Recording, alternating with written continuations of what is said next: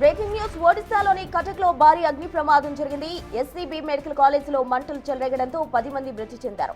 ఈ సంఖ్య మరింత పెరిగే అవకాశం కనిపిస్తోంది.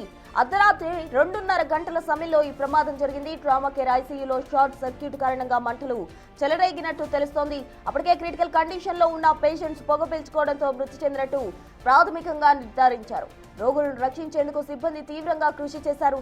ఈ క్రమంలో 11 మంది సిబ్బందికి కూడా గాయాలయ్యాయి.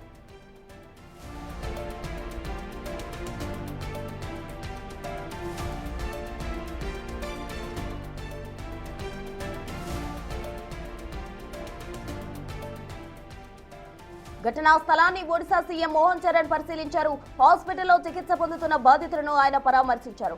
బాధితులకు మెరుగైన వైద్యం అందించాలని అధికారులను ఆదేశించారు. ఇక మృతుల కుటుంబాలకు 25 లక్షల చొప్పున పరిహారం ప్రకటించారు సీఎం చరణ్.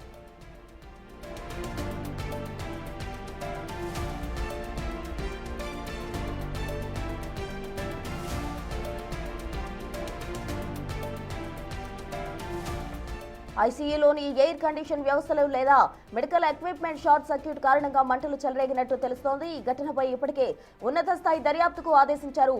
సేఫ్టీ ప్రోటోకాల్స్ పాటించడంపై కూడా దర్యాప్తు కొనసాగుతోంది.